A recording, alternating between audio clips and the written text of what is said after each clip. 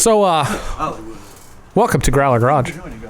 Long time no see. Yeah, so I'm here with my guest today, Maverick. How's it going, Maverick? Pretty good. Car made it here in one piece, so I'd say it's a win. See, Maverick drives a Maverick, and so I don't know why he would think that his car wouldn't get here because it's a Ford, so it's reliable. It's a 5-liter, right? Well, we probably call it a 302. 302. Yeah. Yeah, about that. With some sort of transmission, I'm sure. Oh, yeah, it's got a C4 in it. Yeah, so it's sort of like an explosive. Right? The Maverick is the most, really, the underrated club car. Oh, your car has paint too. No, that car hauls Sort ass. of. It has stripes. And stripes. Yeah, And hood scoops. And hoods. I mean, the 5.0 was a lot of car for a little fastback Pinto. Oh, yeah, the Ed Hardy floor mats. You know, I'm kind of at an impasse about those. They came with the car when I bought it. What was that? The Ed Hardy floor mats. Oh, yeah. My car was like... Sorry? Come again? You know, it's like just like glitter and grab one. vajazzle. Please do. Please go get one. I want to see this. Grab them. Oh, you lost? Car locks? He'll be back. Yes, it has working locks. The windows roll up. Wow. Maverick, keys. I'll help him out. Don't hit my Focus. Oh, my face. Focus. Beautiful face. Focus is expensive. Hey, but yeah, the Maverick does me good. I mean, Yeah, no, it's cool. Like, a lot of people like to crap on a lot of cars like Mavericks and Vegas and Plymouth Crickets. I mean, I had a Fiaro too. Ask so him how I he mean, got the Maverick. Ask him. that's a funny story. The Maverick. Hold on, how'd you get the Maverick? Well, once upon a time, the Maverick used to be a Volvo station wagon. I know, right? Go on. This is a good story. So, it was a Volvo station wagon. So obviously, I got rid of it. I put an ad up on Craigslist. So I'm like, I got to get something classic here. Wasn't it one of those rear-wheel drive Volvo station Oh, wagons? no. I go big. It was all-wheel drive. Oh, pardon. So it wasn't like a... What was it, like a Volvo 850? Or That was a 200001 XC70. You know, I thought it was something cool, like the old Drifto wagon. No, it's the one that, like, someone's mom probably drives. Grab the dirtiest Hey, one. it had its moments and it was fun. But, okay. Before we get into that, let's take a look at the floor mat. Yes. That's real life. That's what's in your Maverick. Dedicated. This is what's in my Maverick. Dedicated to the one I love. It's beautiful. It's a very heartfelt statement that could only be described with jewels and roses and... Are you going to get that tattooed on your back? Gonna? Yeah. Oh, man. Yeah, they came with the car.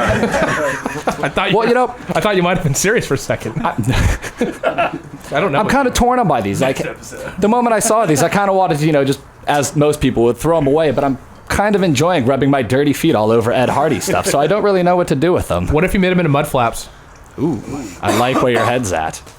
I'll support that. I'll help you do it. I have some sheet metal screws Get here and a those drill. out of there. We can do it right now. We'll back it in here and film it. Why? But then people will know.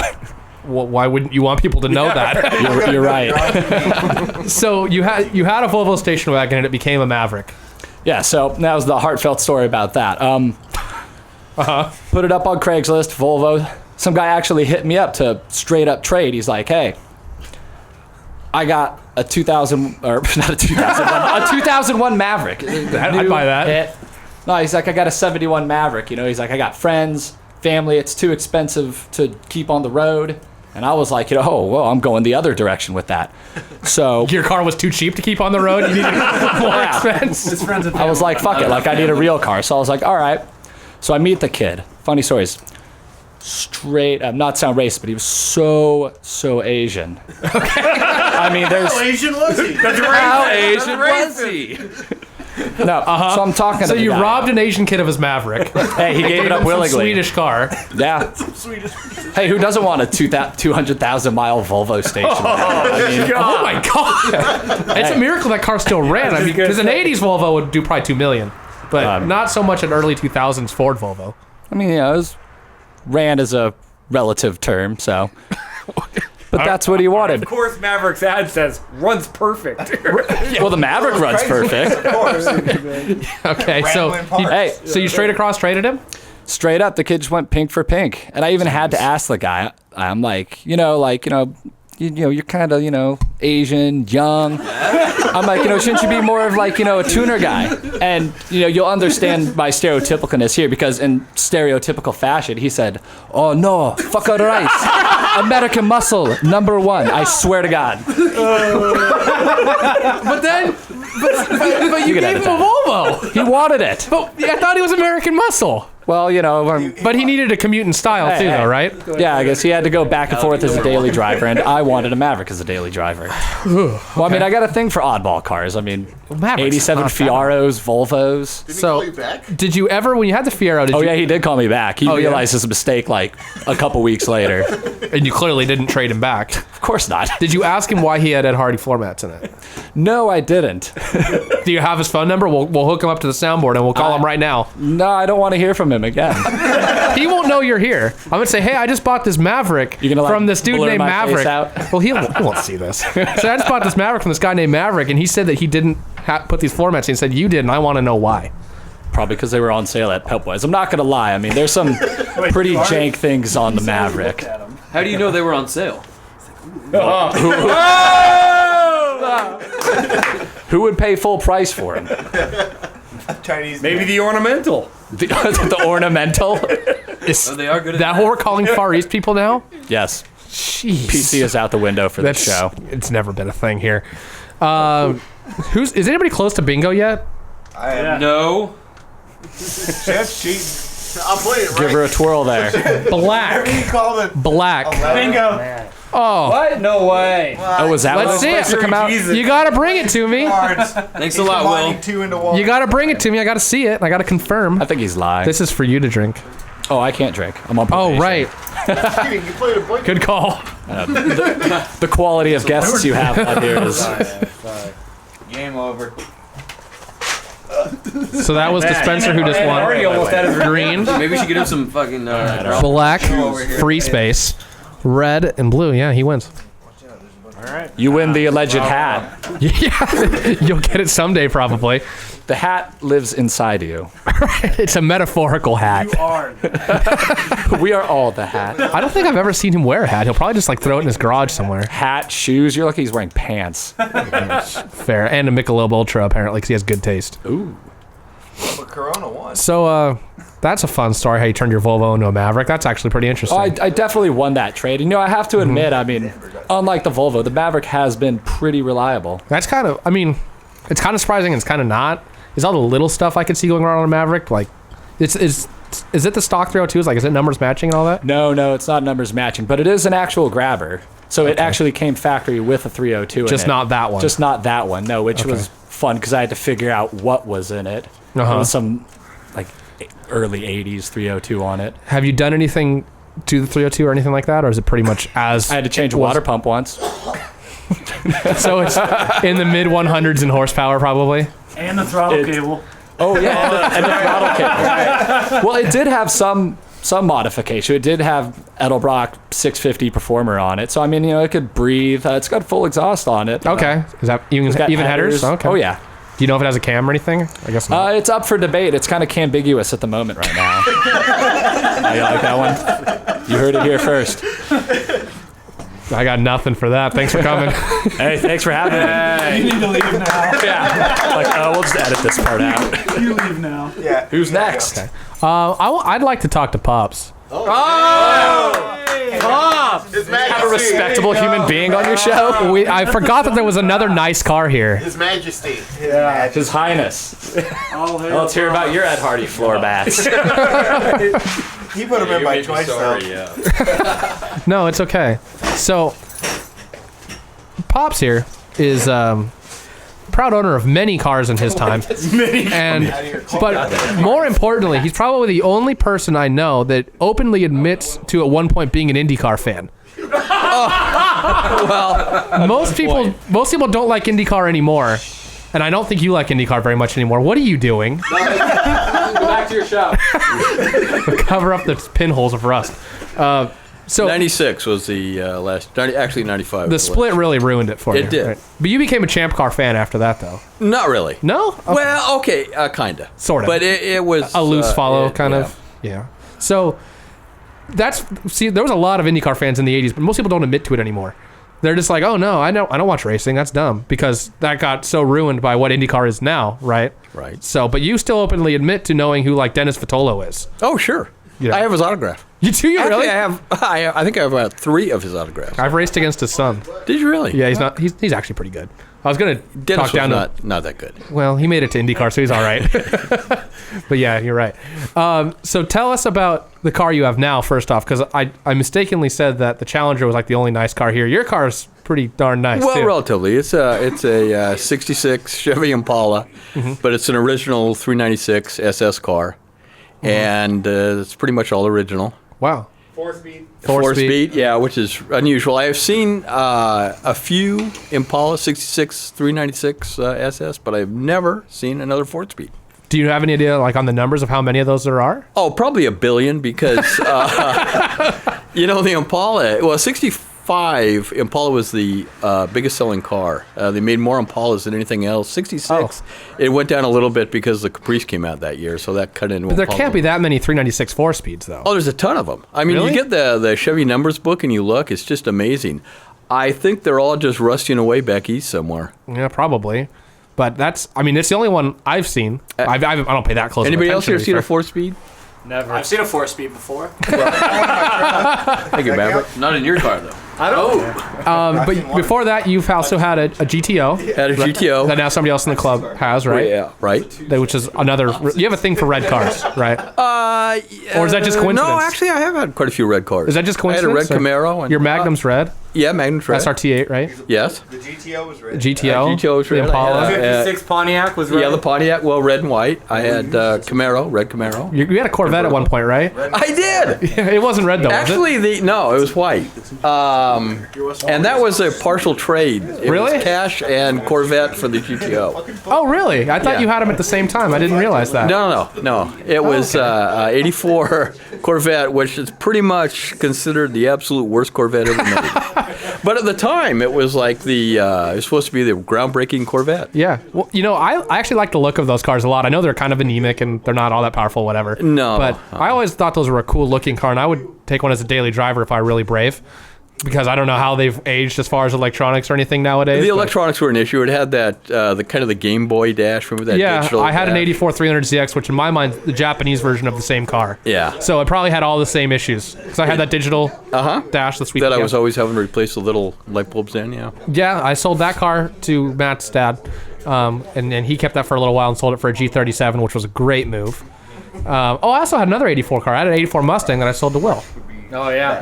Did Oh not. no! Wait, this is the one where the Mustang. Oh, the sideways hood scoop. Yeah, I didn't do that. Mustang. I didn't put that hood scoop That thing was on. awesome. I did. It's the best car ever. That thing was Best awesome. car ever. If you that was pretty awesome. if you blipped the throttle while you were shifting, it would shoot a flame out the exhaust, and that's like the only thing I remember about that car.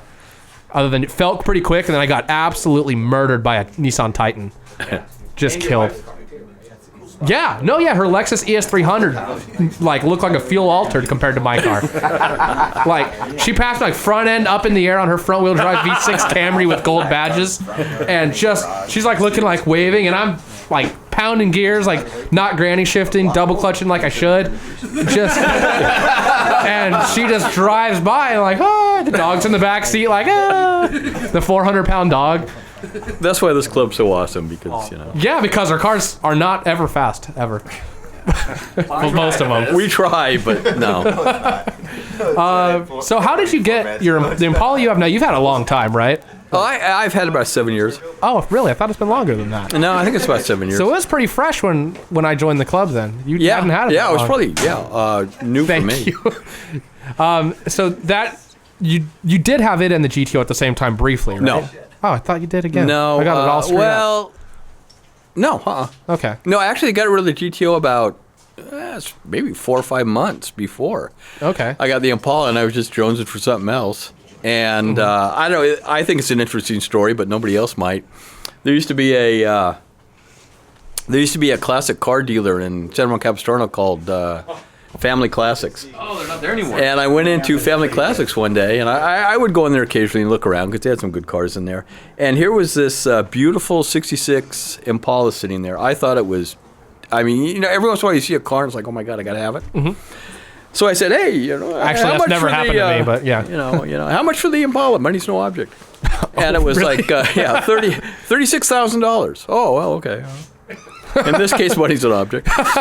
So I left, but it was always kind of like gnawing at me. So I thought, well, I'm going to do a little due diligence here and go on the internet and check out 66 Impala SS cars. So I went on there, look, and it sent me to eBay. And here's a 66 Impala, just like that one. Oh, wait a minute, it is that one.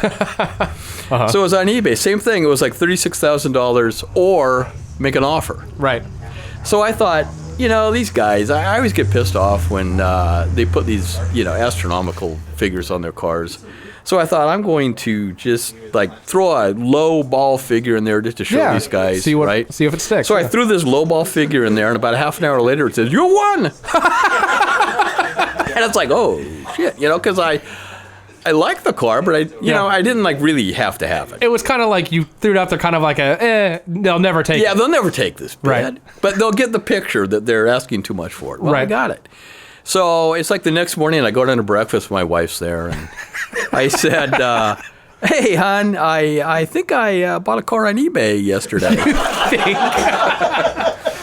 And she kind of looks up and she says, "What's that going to mean to me?" And I said, "What do you mean?" She says, "Well, am I going to have to do without something since you got that car?" And I said, "Oh, no, of course not." She says, "Oh, well, good then." Oh wow! So Excellent. I got the car and kept the wife. That's great. When Win them all, Bob. I got the Cordoba, she was like, "Oh, does this mean I can't park the VW in the garage anymore?" And I said, "No, the podcast we're doing is what's going to keep you from parking in the garage." And that's how that happened. And then she's like, "We're like, oh, it's a lease, so it doesn't really matter. It's going to go back anyways." And then we decided to buy it. So, whoops. A lot of cars. How many cars here were like whoops? All three of mine. Every single car I've ever owned. Like you said that you saw the car and you're like, oh, well, I'd really like to have that. That's never happened with any car that I've actually brought home. Every car I brought home went, yeah, I guess I could probably make it quick. And that's never really happened either. Just about every car, I think I saw it and figured I got to get that car. Yeah. That was a good life goal, to be able to afford a car I like. Well, they haven't all been in that price range. I brought home some real dogs too. Anything in particular that stands out? And I had I had a 66 Opel Cadet station wagon. Oh, what? They make a Cadet station wagon? They did. It was pretty awesome. It was the worst car I had ever seen in my life. Why? It was just the crappiest built Oh, I car. believe that. Yeah. Because was it still a two-door? Yeah. So it was a shooting brake Opel? Right. Yeah. I don't care how bad that car is. I want it. One-piece tailgate that opened up, which was very radical for 60, whatever it was. An Opel being owned by GM, would that count as a club car if it's pre-smog? If GM owned Opel at that time. Did they? Which they did not. They did not. But it had an Opel engine in it, right? Which was owned by GM, I think. Whatever. That's right, actually, yeah, as long as it had an American. I used to have to go to the Buick place to get my There you go. It was a Buick. get my part for that. Yeah. That's my next car. I'm going to off-road an Opel Cadet station wagon. Now this is really almost like a Cold War type Soviet vehicle. You're kind of talking me out of it. I'm not going to lie. I still want to do it, though. I think I paid $150 for it, and he got the better of me. Before I let you go, I want to talk about the one car we forgot to talk about, and that is my favorite car. It's not a club car, but it's my favorite car owned by anybody in the club, and that's your Volkswagen. Oh, the camper? Yeah. The Westphalia? You got that, what, about a year and a half ago or so? Yeah, just about a little over a year ago. And it is, what year is it? Because it's super clean. 83. 83. It's 465,000 miles on it. Are you serious? Yeah. Somebody did an excellent job either maintaining or restoring that thing. It was restored. It was an insurance write-off. It has a salvage title. It was destroyed. A branch fell on it. And the insurance company said, paint the roof. No, it's not worth it. Really? Yeah. So this guy bought it, and then he pretty much went through the whole thing, and it's really nice. I really enjoy that car. That's a really cool vehicle. Like I've always had a thing for VW vans in general, whether it's the Westphalias, the old vans are cool, but they're whatever, or even the newer like Euro vans. I'm a fan of. Yeah. Or Will's favorite. What are they called? The Rutan. The Rutan. Will wants a Rutan more than anything in his life. I love the Rutan. He wants to sell his Challenger and get a Rutan. At this point, I would like to say Will, who opened the show, was my son. Oh, right. That's I why we will, I call will it admit Pops. to that. Yeah, you're gonna I lay will claim to admit that on the That's why I'm internet? Pops. You didn't yeah. even That's why we call Also it because Pops. I'm like the oldest member of the club by 40 years. Nowadays, I think so, yeah. Best dad ever. So I'll finally let you breathe again, Pops. I'll let you go. Thank you very much. Thanks, Pops, for coming over. Thank you. All right. Is there anyone I haven't talked to yet? Your brother. Who? Your brother. Oh, okay. Oh, meow meow. Talked about his T-Bucket. Yeah. T-Biscuit. So I talked about how nobody in the club has a fast car, and the T-Bucket's probably the Oh, the only T-Bucket. exception to that Wicked fast. by Oh, the default. It's a it did truck, lo- too. And it did lose to the Firebird. I'm just throwing that out there. Was it... Downhill in reverse. Was he in park, like, trying to start it, and you just like, bye? It was my driving skill prevailed. Is really what it. See? You Right. can't deny it. Is there a story to that, or no? No, he's lying. Excuse me? Excuse me? I'm lying? When we raced, When and before the light turned green, I parked my car in front of yours diagonal. and then when the light turned green, I left and you didn't. Then I went around you. Well, we were done. was We were done racing. At We that were through the point. traps already, obviously. Right, It was after a quarter mile. Yeah, right. Exactly. So that's, what, a 27 T-Bucket? Yeah, that's what the title says. Well, yeah, it's a replica with a 440 Chrysler. I don't remember exactly what you did to it, but obviously you did a lot when you rebuilt the engine. Yeah, it's got a bunch of head work done to it. They're 906 heads that have the max wedge size valves in it. Forged pistons, 10.5 to 1. The max wedge 3 cam in it. Edelbrock single plane, and then 750 Edelbrock carburetor. And it's under-carbureted, right? Yeah. So I don't know if you saw the Engine Masters that came out a couple days ago, but they did a 3D3 Chrysler against a 3D3 Chevy. And they were talking about how the Chrysler was a huge underdog and that it had 906 heads and that Chrysler people think it's the greatest head ever other than a Hemi and that it's super overrated. And they're going on and on about how, I don't know if anybody saw this, but they're going on and on about how the Chrysler is the underdog and there's no way it's going to outperform the Chevy. Maybe it'll get close on torque, and it wipes the floor with it. Oh, yeah. When I had my 71 Charger, it had a 383 in it with the 346 heads that everybody says are crap, and a 484 cam and 8.5 to 1 compression, and I raced some dude in a El Camino with a 383 stroker, and blew his friggin' doors off with a leaky thermo quad. Well, it would have been if the two engines were in similar weighted cars, the race would have been halfway decent because I think it was about a 10 horsepower increase, but it was, the Chrysler over the Chevy, but it was across pretty much the whole power band.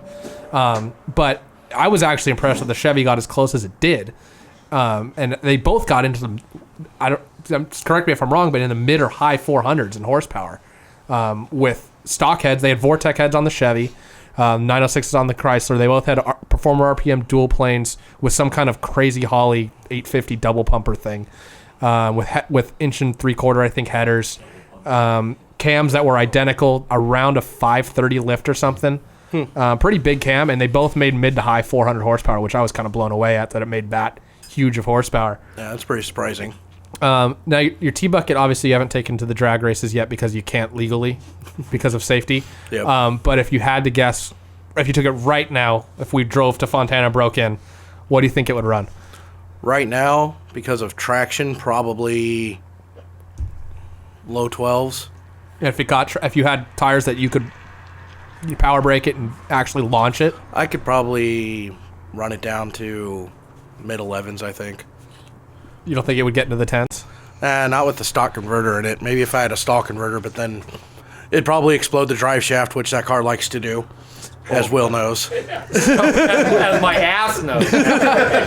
So Hey, what your ass knows, we don't need to. I'm going to see if I can pull it up. I don't think so, but I have video of back when your car had a Chevy in it. Test drive? It had like 130 horsepower, 350 Chevy. Was it a 350 or was it a 305? No, it was a 350. And with a stock turbo 350 trans. Yep. And That was the most catastrophic drivetrain failure I've ever seen. I don't think I have it all over on my this ass. phone. Oh, it's on YouTube. Of course it's on YouTube. We don't know about, all right? Bear with me. So it had... Yeah, this is real high quality podcasting we're doing here, especially with the people listening on iTunes. They're like, what?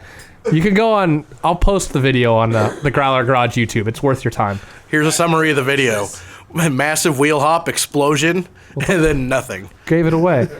You hear? I talk too. Yeah, you go, whoop. as you hear the transmission and all my hopes fall on the ground. That was literally the first day that car had been running, and as we were pushing it back, I was like, I think I'm going to just leave this car in the middle of the street. Yeah, you were bummed. We all feel Yeah, you're about to sell it, if I recall. Yeah. Rather than just replacing all the Chevy stuff with proper stuff. Other than replacing the entire drive line. Which is what I eventually did when it lunchboxed the second Chevy Trans. Oh, that's right. I forgot about that. How does this work? Why is that Lamborghini on fire? You just answered your own question. Why not? Uploads. So, you had... What rear end was it when you got a 10-volt? Nah, it's an 8-inch Ford, which never gave me a problem. Oh, we've also got Chef nearly dying at the downhill derby last year. Oh, Oh, you have that on there? Yeah, I got it. Oh, wow, I gotta find You can't see anything. You just hear everybody yelling, Chef! Hold on. Lots of go-karting. Pops. yeah, you did You almost. won't feel myself.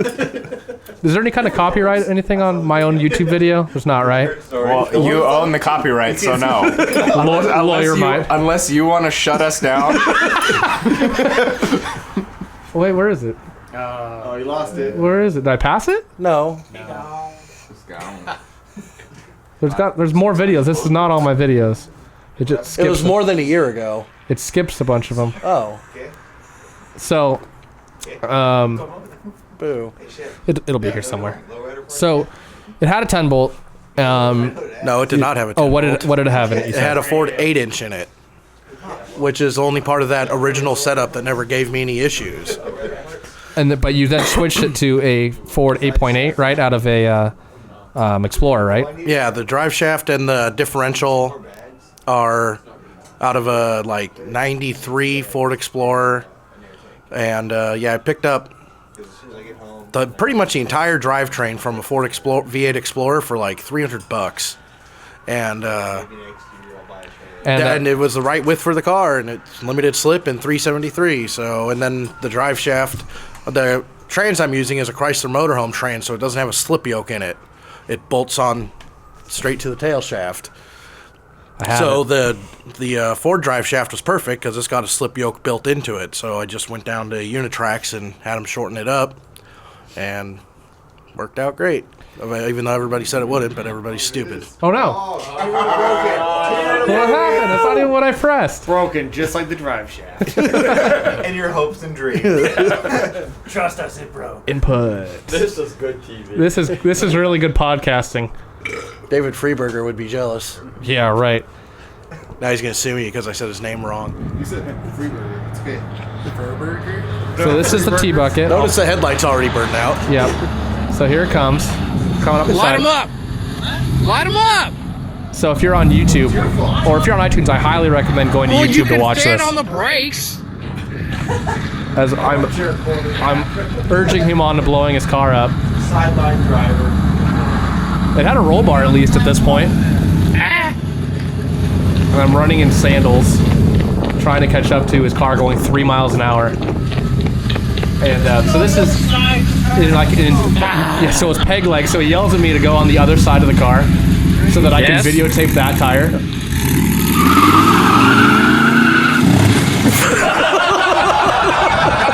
Well, Oh, bad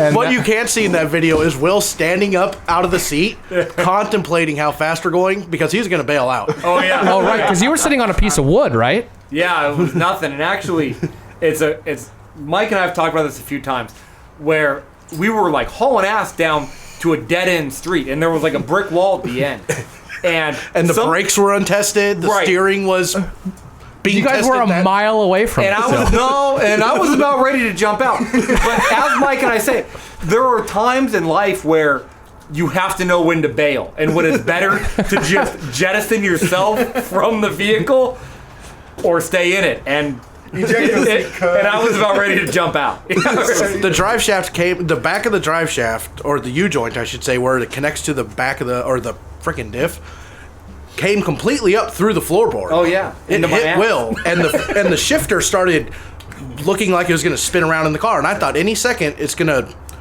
the drive shaft's going to drop out the front and the rest of the rear axle and everything's coming out with the car. And we were going fast enough because it just shifted in a second where it was potentially going to be a real problem.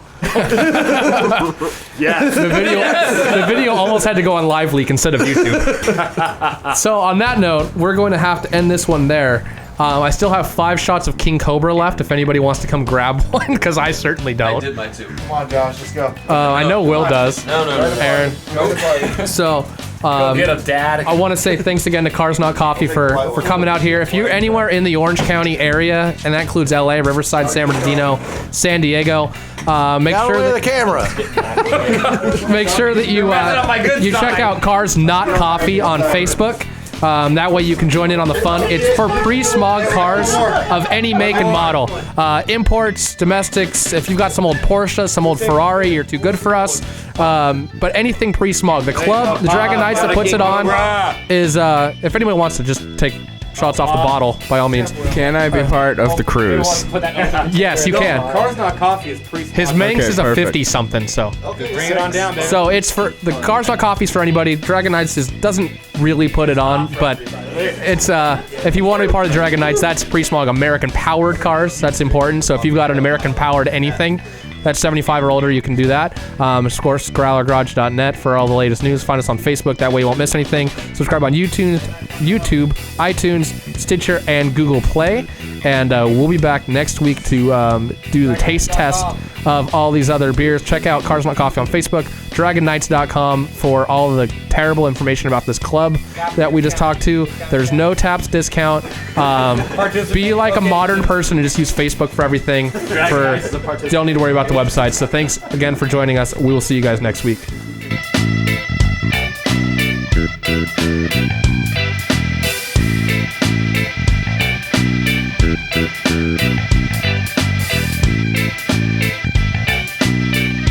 Thank you.